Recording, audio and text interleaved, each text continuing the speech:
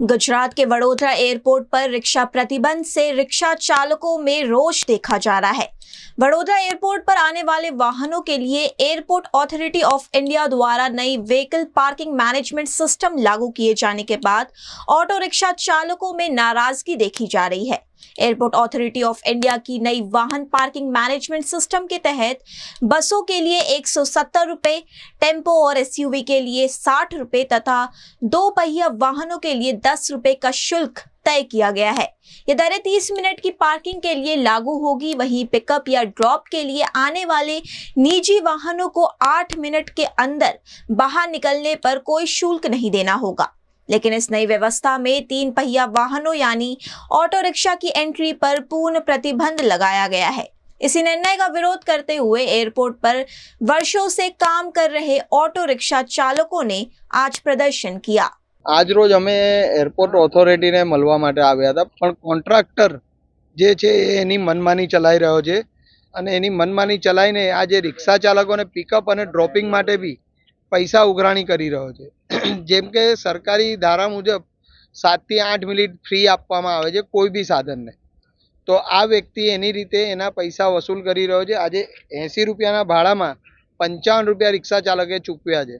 તો આજે આ રિક્ષા ચાલકોનું શોષણ કરી રહ્યો છે, એ ખોટું થઈ રહ્યું છે અને રિક્ષા ચાલકોને આ રીતે હેરાન પરેશાન કરશે તો આવનારા દિવસોમાં અગર આ બંધ નહીં કરે તો અમે લોકો ઉગ્ર આંદોલન બી કરીશું। અને અત્યારની તારીખમાં રિક્ષા ચાલકો અહીંયા 35 થી 40 વર્ષથી રિક્ષા ચલાવી રહ્યા છે કે પેસેન્જરોને ફેસિલિટી આપી રહ્યા છે કે પિકઅપ અને ડ્રોપિંગ માટે કોરોના કપડા ટાઈમની અંદર બી રિક્ષા ચાલકો પોતાનો જીવ જોખમમાં મૂકીને બી એ લોકો પેસેન્જરોને વ્યવસ્થિત એમના ઘરે મૂકવા જતા હતા। અને આ રિક્ષા ચાલકો અહીંયા વર્ષોથી રિક્ષા ચલાવી રહ્યા છે અને આજે આ પાર્કિંગ વાળો એ લોકોને બહાર તગડી રહ્યો છે, જે ખોટું છે।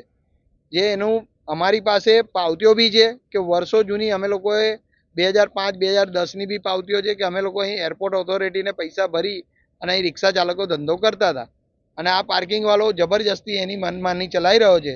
આજ સુધી પાર્કિંગની અમારી પાસે એરપોર્ટ ઓથોરિટીએ કોઈ જ વસ્તુની અમારી પાસે કોઈ માંગ કરી નથી અને આ ખોટું કરી રહ્યો છે।